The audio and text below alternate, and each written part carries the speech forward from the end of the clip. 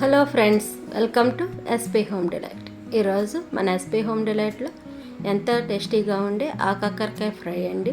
దానికోసం ముందుగా ఆకాకరకాయల్ని సాల్ట్ వాటర్లో శుభ్రంగా వాష్ చేసుకొని ఇలా సన్నగా పొడవుగా కట్ చేసుకొని పక్కన పెట్టుకోండి. ఇప్పుడు ఒక ఫ్రై ప్యాన్ పెట్టుకొని అందులో ఆయిల్ వేసుకుని ఆయిల్ వేడయ్యాక కొంచెం పచ్చిశనగపప్పు, కొంచెం మినపప్పు, కొంచెం జీలకర్ర వేసి ఒకసారి కలుపుకోండి. ఇది కొంచెం వేగిన తర్వాత ఇక్కడ 7-8 వెల్లుల్లి రెబ్బలు దంచుకొని వేసుకోండి. ఇప్పుడు ఇందులో సన్నగా కట్ చేసుకున్న పచ్చిమిర్చి, అలాగే సన్నగా పొడవుగా కట్ చేసుకుని ఉల్లిపాయ ముక్కలు కూడా వేసి బాగా కలుపుకొని ఇప్పుడు ఇందులో కొంచెం కరివేపాకు కూడా వేసి ఒకసారి కలుపుకొని మూత పెట్టి మగ్గించుకోండి. మీలో ఎవరైనా ఫస్ట్ టైం నా వీడియో కనుక చూస్తున్నట్లయితే నా ఛానల్ని సబ్స్క్రైబ్ చేసుకుని ఆల్ అని యాక్టివేట్ చేస్తే నేను ఏ వీడియో అప్లోడ్ చేస్తే మీకు నోటిఫికేషన్ వస్తుంది. ఇప్పుడు మగ్గిన ఉల్లిపాయ ముక్కల్లో ఇలా సన్నగా కట్ చేసుకుని ఆకాకరకాయ ముక్కలు కూడా వేసుకొని ఒకసారి కలుపుకొని మూత పెట్టి మగ్గనివ్వండి. ఒక 10 నిమిషాల పాటు మగ్గిన తర్వాత ఇంకా త్వరగా మగ్గడం కోసం ఇక్కడ సాల్ట్ కూడా యాడ్ చేసుకొని కలుపుకొని మూత పెట్టి మగ్గించాలి.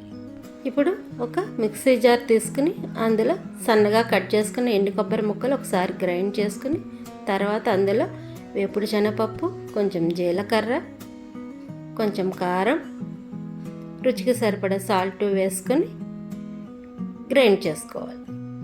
చూడండి, ఈ విధంగా గ్రైండ్ చేసుకొని పక్కన పెట్టుకోండి. ఇప్పుడు ఈ ముక్కల్ని మధ్య మధ్యలో కలుపుకుంటూ ముక్క బాగా మగ్గే వరకు మగ్గించుకోవాలి. ఇప్పుడు ముక్కలు బాగా మగ్గినాయండి. ఇప్పుడు ఇందులో కొంచెం పసుపు,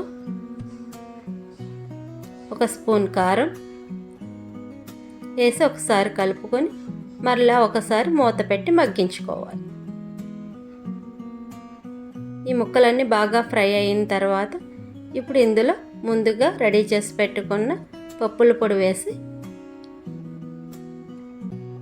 ఒకసారి కలుపుకొని ఒక 2 మినిట్స్ పాటు ఫ్రై అవ్వనివ్వండి.